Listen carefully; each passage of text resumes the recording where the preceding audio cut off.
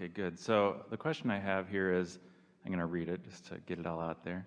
So many spiritual teachers guide us toward awakening to our true nature, known as enlightenment. Those who have achieved this. And that's what we're referring to as the receiving mode.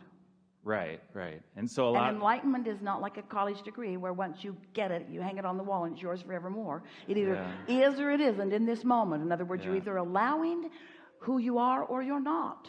So enlightenment is a current state of being. It's not ever anything that you can just be. Don't let anybody ever give you a certificate of enlightenment. Hand it right back to them and say, this is an ongoing process. Yeah, it can only occur in the now, right? And to prove it, just punch them when you give it back to them. Good. So those who have described achieving at least this state on a consistent basis, so obviously it's not a college degree. Instead of calling it a state of enlightenment, let's call it understanding of the laws of the universe and a deliberate interest in applying myself in successful ways. Let's not try to define ourselves or anyone else as enlightened or not enlightened. Let's instead say, I am aware of the laws of the universe, and I intend to be, as often as I can, in full sync with who I am, because that's what enlightenment in the moment is. But being enlightened in this moment and then not in another moment, Esther was in such a state yesterday because she came into this hotel uneasy about its newness and uneasy about the people who had been involved in setting it up that are no longer involved in things. So knowing that there were probably loose ends and sensing that they were there, not wanting them to be there. And Esther did something that she thinks is odd. We think it was meant to be, because she drags her computer case around like her life depends on it. Well-meaning people offer to take it for her all the time, and she says to them, no thank you. But what she means is, I don't trust you. I don't trust you with this. You don't understand the importance of this. We can't even register our group without this. My life is in this. Don't ask me to turn over something that matters this much to me. So she's been walking around for a really long time. In fact, she has calluses. Verify that right there. That's from that bag. Never out of her hand. She'll wrestle a flight attendant to the ground before she'll turn it over. So she checked into the hotel, having fun with friends, had a little expected kerfluffle over her sleeping room because of her vibration was right where she last left it. Walked off and left her bag right there. Took her purse, went with the bellman. He dragged her other bag, went to her room, didn't notice it, had lunch, didn't notice it, didn't think about it, got ready to come down here to get ready for you last evening. Where's my bag? Where is my life? So she went to the front desk immediately, so fast that if you had seen her, she would have looked like a streak. She's never moved so fast. Right to the front desk that she had already defined as somewhat, really a lot, dysfunctional. Her check-in had been a little wobbly. And she said to them, I am quite certain I left my bag here. Where would it be if you were to have found it?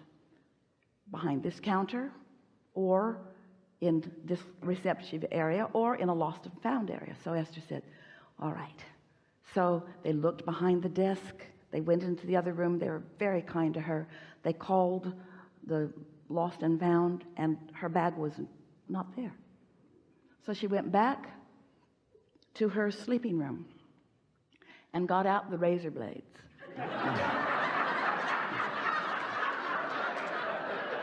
Why go on? Everything that matters to me is lost.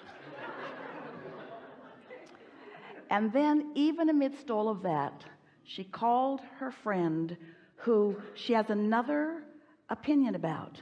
This is a person who is the most effective in the moment, make anything happen that needs to be happened person that she has ever met in her entire life.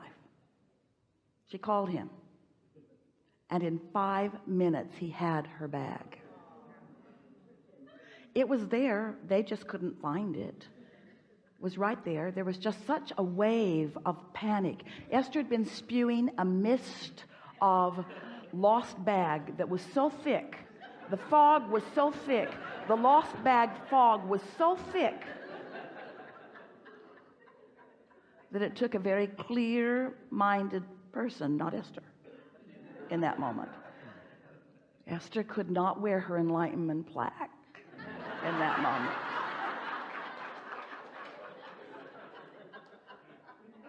So what I'm curious about is, so people who either say that they're consistently in that state or in the moment experience that sense of enlightenment often describe it Yes. as recognizing yourself as awareness itself, unconditioned consciousness. Well, that's a good way of saying it, because you're in sync and in the receptive mode of Source, who has a broader view. Esther, in only 3 occasions in all of the time that we've been interacting with her, has she so clearly put herself out of the receptive mode. Not so far that she didn't know who to call, but so far that she was useless to herself in that moment. So the receptive mode, that's what we mean. You either are in it or you're not in the moment. And of course, the more things are always working out for you. In other words, Esther had that underlying thing. She was saying those words to herself, but she certainly wasn't feeling it. Never has she been more keenly aware. Her friend said, so what's this all about? And Esther said, well, the first thing that comes to my mind is the first thing she received, the first idea that she received, because now she's calm, she's back in the receptive mode. The first thing that she received is nothing should matter that much. No thing should matter that much. They're not in this day and age of technology. In other words, no thing should matter that much. Esther says we have plan A, B, C, D, and E in place relative to all things, because it is our powerful intention to provide a smooth, wonderful experience for those that we co-create with. But she didn't have plan B in place for that. Everything important to her is in one place. So she launched some big-time rockets of desires, didn't she? Some big-time clarity came out of that. This is the thing. We want you to never again, we're saying to Esther, we want you to never be a slave to conditions. You see, Esther's been saying, I don't want to be a slave to conditions I can't control. But she's still making herself be a slave to conditions she thinks she can control. And we want her to be unconditional. We want her to not be a controller of conditions. We want her to be a receiver of inspiration. And so you can move through the most dysfunctional of environments with people who aren't clear-minded, who aren't doing what they usually do or what you want them to do or what you've asked them to do or what they usually do. You can be in a sea of dysfunction like Esther's friend was. He walked into a sea of dysfunction. He could hear it in her voice. He said it on the back to her later. He could hear it. He walked into a sea of dysfunction but stood steady in it, you see. So that's really what you're reaching for. You want to practice it enough that no matter what, you're in vibrational alignment with who you are. And so what if you're not? What is the worst case scenario really? Don't make Esther think about that. But what is the worst case scenario? In other words, inconvenience, maybe time lost, maybe redefining. We've been telling a story frequently about a woman who lost her portfolio on her way across the country to interview for new jobs. She was an artist and had all of her beautiful samples of what she had been doing over the years. And someone broke into her car and stole it on the way. And she was devastated, feeling like Esther was feeling in the losing of her computer. Microphones, recorders, all the things that mattered. So we said to this woman, what's there doesn't represent who you are anyway. You hold so tightly to what you have or what you believe that you are that often you don't allow yourself the evolution into something that really is a better answer to who you now are. We said to her, that stuff that you painted all those years ago does not even begin to reflect who you are. And sometimes when you're carrying things around with you, possessions, things, even relationships, but most of all beliefs, you prevent yourself from the discovery of the new, clear, more adventurous, more satisfying path by clinging to the things that you have decided are so important. You see, you want to be a free floater in this universe of ideas. You want to be a ready receiver for the new ideas that are coming to you, not holding and clinging to what once was the best translation. We want you to look future into your vortex, not back into present tense, not backwards into present tense, not backwards into present tense.